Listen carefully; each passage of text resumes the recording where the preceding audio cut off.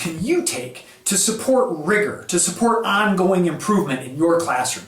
Well, I'm going to give you 3 items that are statistical slam dunks from Aram and Roxa's research. Setting high reading and writing requirements, setting high expectations in the classroom, and promoting more time studying. And I'll give you a 4th practical action that maybe isn't as strong statistically, but is definitely strong morally. And that's your obligation as a teacher to be approachable. One effective practice that Aram and Roxa found in their research for supporting ongoing improvement in students' learning is significant reading and writing requirements. Significant. Your antennae should be twitching. How do we define significant? Well, Aram and Roxa, in their survey, defined significant as 40 pages of reading a week and 20 pages of writing per semester over the entire course. 40 pages of reading a week and 20 pages of writing per semester. Now, stop right there. I've said before, and I'll say again, and you should say always, that rigor is not about quantity. Rigor is about quality. Rigor is not about how much you make students read and write. It's about how you teach them. It's about what you ask them to do with their reading, what you ask them to do in their writing. You can easily imagine a situation where, sure, maybe we required the students to read 100 pages this week, but then all we do is give them a 10-point multiple choice quiz to see if they actually read it, to recall facts from the text. That's not nearly as rigorous as assigning students maybe a 5-page journal article or a 10-page essay, and then requiring them to really think about, to really analyze, to really synthesize that reading, to reflect on it and engage in some higher order thinking. Okay? Likewise with writing. You can assign a 10-page paper each week, but if all you do is glance at the paper, check for spelling, and then give them a grade for completion, that's not nearly as rigorous an experience. That's not going to push them to improve their higher order thinking nearly as much as maybe a 5-page paper each month, where you lead them through a rigorous process of peer review and instructor review of rough drafts and conversations about their writing, and where you ask them to pull in facts and figures and really tie things together. But all that said, all that warning about quality versus quantity put on the table, Aram and Roxa had to ask some question. They had to set some threshold. So they said to students, okay, have you had any class in your freshman and sophomore years where you had to read more than 40 pages a week? Same with the writing. They asked the students, have you had any class where you had to write more than 20 pages per semester? And what they found is the 42% of students who reported both requirements, okay, less than half, had even one course where they had to do both that much reading and that much writing. That 42% of students reported substantially better scores on the collegiate learning assessment. Now, interestingly, it did not apply. There was no kind of halfway effect if students had just one or the other. If they reported, a course where they had a strong reading requirement but didn't have the writing requirement, they were no better on the CLA than students who reported neither requirement. And same for the writing requirement. You had to have both in Aram and Roxa's research. They had to see students had both requirements for reading and writing to show that clear, significant improvement in their critical thinking and complex reasoning and writing skills. So, Aram and Roxa's research suggests that if you want to push students to really, truly improve their critical thinking and the other vital skills that we consider the hallmarks of a rigorous education, you do need to require significant reading and significant writing in your course. A second practical action you can take that is shown in Aram and Roxa's research to be good for rigor is to set high expectations. Make clear to students throughout the course, beginning to end, that you really do expect them to perform to top standards and that you're going to hold them to those standards throughout. You can set those high expectations in your syllabus. Make explicit for them the things you want them to do. Show them the rubrics you're going to use to evaluate their work so they know what you're looking for. In your interactions with students, in your questions in class, Ask students questions that push them beyond a surface approach to a deep approach to learning. Don't just ask them for facts and figures from the book. Ask them questions that push them to higher order thinking, to analyze and apply and to synthesize what they're reading and learning about. Ask them to integrate what they're learning, to look for connections between the things they are saying and reading and what they're hearing from other students and what they're learning in other classes and what they're hearing on the news. And ask them to reflect on their learning. Push that deep approach by saying to students, well, what does this knowledge mean to you? What does it do for your perspective on the world? How is this knowledge affecting you as a learner?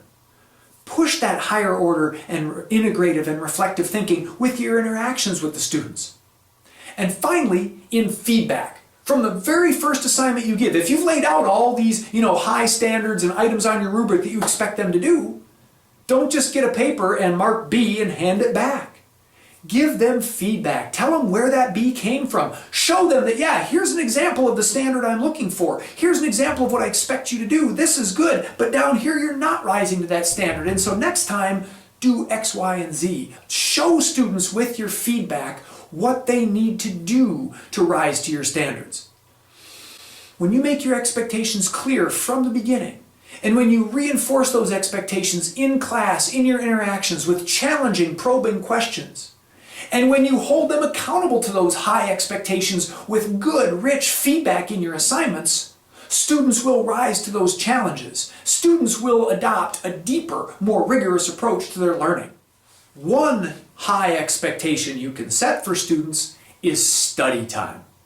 Aram and Roxa found a clear relationship and a robust relationship between the amount of time spent studying and improvement in scores on the CLA, that assessment of critical thinking, complex reasoning, and writing skills. Now, that should be obvious. Gee, spend more time studying, do better in the course. It makes sense. But you may need, as an instructor, to remind students of that expectation. You may need to remind them of the old rule. Well, for every 1 hour you spend in my class, you should be spending 2 hours outside of class studying. Aram and Roxa found almost nobody is following that rule anymore. But you can say to students, look, I've designed this course with the expectation that this paper will take this much time, that this reading will take this much time, this activity, etc. Show them the expectations of study time that you've built into the course and push them to rise to that level. Make them understand that there's no shortcut to understanding the material. They've got to put in the time. Now, one interesting feature of study time that Aram and Roxa found is that, sure, there is a positive relationship between amount of time spent studying and improvement in scores, improvement in learning. However, that positive relationship exists only for the time students report studying individually, studying alone. Aram and Roxa also asked students, how much time do you spend studying with peers? And they found that the more time students reported spending with peers, the lower their scores went. The less improvement was shown. Now that's a jarring finding. We do spend a lot of time, and there is certainly research out there saying that, well done collaborative learning produces better learning outcomes. And I don't want to go back on that, that's for sure. But the key there is well-designed collaborative learning. Just throwing 5 students in a dorm room or in a booth at Starbucks and saying, here, study for the test, or here, work on a paper, doesn't guarantee that there's going to be actual collaborative learning. It doesn't guarantee that they're going to be on task. Okay? It appears, and Aram and Roxa suggest this, that when students study together, well, there's obvious opportunity for distraction, for getting off task, for socializing, rather than putting that time in working on the coursework. So, I'm not saying that you're going to say to students, thou shalt not study together. No, you can't ban that, you can't stop that. But, if students are saying, hey, how do we get ready for the test? How do we prepare this project? Don't discourage them from working alone, because studying alone produces solid results, says the research. If students are going to work together, if they're going to be in study groups, give them some guidance on how to stay on task in those study groups. Help them structure their learning time so they can get some gains. Because absent that structure, individual study time improves scores. Studying with peers decreases scores. Now there is one more practical action you can take that I suggest can support your effort to create a more rigorous course, and that's approachability. Now, you may think, wait a minute, a rigorous teacher, that means someone who's tough and strict and maybe kind of intimidating. Rigor certainly means offering students challenges, but it doesn't mean being personally challenging or rigorous or strict or aloof.